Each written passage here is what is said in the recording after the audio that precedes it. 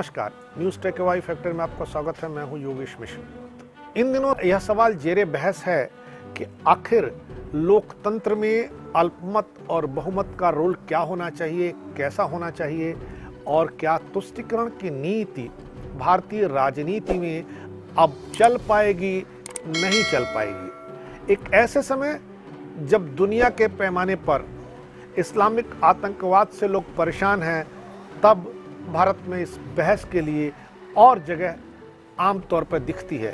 एक ऐसे समय जब नरेंद्र मोदी 2 बार केंद्र में अपनी सरकार बनाने में कामयाब हो जाते हैं बिना अल्पसंख्यकों के वोटों के, तब भी इस बहस के लिए बहुत जगह दिखती है और तब जरूरी होता है कि किसी मुकाम पर पहुंचा जाए कि आखिर दोनों का रोल, दोनों की भूमिका होनी क्या चाहिए।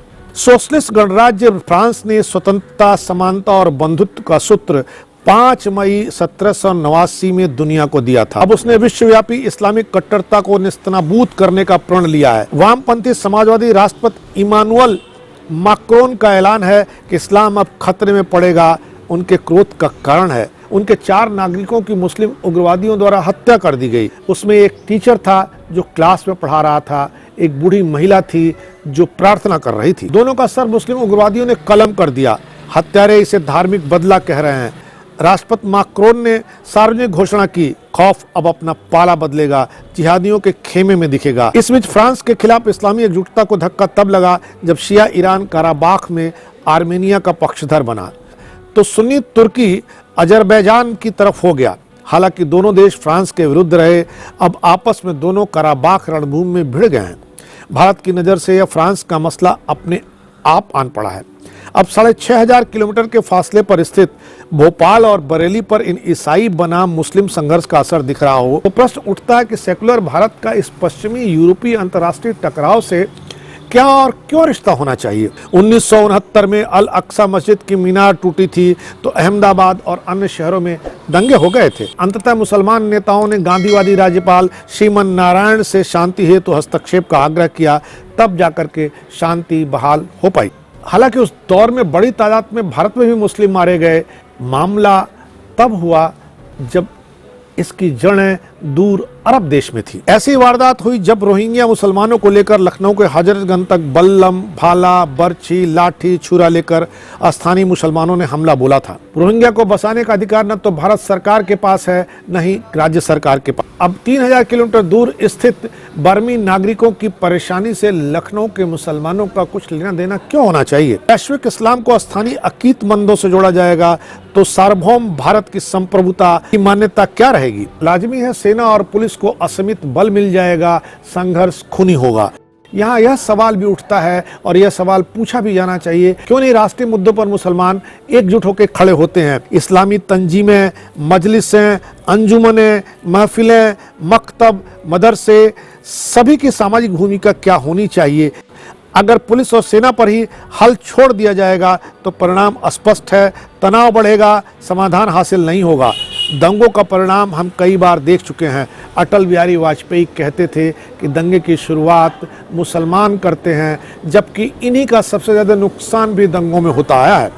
अब समझना मुसलमानों को है। इसी सिलसिले में यदि सुदूर पेरिस की दुर्घटना पर यूपी और मध्य प्रदेश के शहरों में इस्लामी एकजुटता दिखानी है तो मसला राष्ट्रीय नहीं होगा, सीमा पार कर जाएगा। अभी तक का अनुमान यही रहा है कि हानिप्रद ही होता है यह सब कुछ। एक जुड़ा हुआ प्रश्न है, जनता के मसाइल पर ऐसा जुनून क्यों नहीं उठता। बेरोजगारी, कानून व्यवस्था, बलात्कार की घटनाओं, खराब सड़क, पेयजल की अनुपलब्धि आदि पर आखिर मुसलमान एक साथ खड़े क्यों नहीं होते। अगर इस समाज के नेतागण अभी भी स्वार्थ में धंसे रहे तो देश का भविष्य क्या होगा और देश के भविष्य में इनका योगदान क्या होगा, यह सवाल जरूर इनसे पूछा जाएगा, पूरी की पूरी समूची कौम पूछेगी। तो इस पृष्ठभूमि में फ्रांस के राष्ट्रपति की चेतावनी पर गौर करना होगा। कल्पना कर लें यदि राष्ट्रपति मैक्रोन फ्रांस में बसे अरब मुसलमानों को निकालना शुरू करें तो यह भी एक विकराल समस्या होगी। फ्रांस की सेना तथा पुलिस विशाल शक्ति संपन्न है, अतः मैक्रोन की चेतावनी का आकलन करने की अनिवार्यता है। वरना दिख रहा है कि नन्हे से इसराइल ने 2200 अरब मुस्लिम देशों के नाक में दम कर रखा है। फ्रांस की शक्ति तो इसराइल से कई गुना ज्यादा है। गुजरात में शांति दूत बनकर आए सीमांत गांधी बादशाह खान अब्दुल गफ्फार खान ने अहमदाबाद की जनसभा में 1969 में हिंदुओं को चेतावनी दी थी कि मुसलमान 20 करोड़ हैं, उन्हें मारते मारते तुम्हारे हाथ थक जाएंगे। भारत में न तो इतनी बसें हैं और इतनी रेलें हैं कि आप उन्हें पाकिस्तान भेज सको। ऐसे में आप दोनों को साथ रहना सीखना चाहिए। यही सुझाव आज भी समचीन है। भारत राष्ट्र आलमी दखलंदाजी कतई बर्दाश्त नहीं करेगा। अब वोटर भी सतर्क हो गया है। अब संयम मुसलमानों से अपेक्षित है। उन्हीं के पाले में गेंद है। गेंद अब खौफ न बन जाए, इस बात पर उन्हें विचार करना होगा, क्योंकि जब किसी भी कौम के बिना सरकारें बनने लगती हैं तो उस कौम के लिए दिक्कत का समय शुरू हो जाता है। फिर एक ही रास्ता है, दोनों को साथ मिलकर के बराबर रहते हुए जीना सीखना होगा। इस बार इतना ही, अगली बार फिर मिलेंगे किसी नए सवाल पर नए ढंग से बात करने के लिए। तब तक के लिए नमस्कार। Y factor with Yogesh Mishra.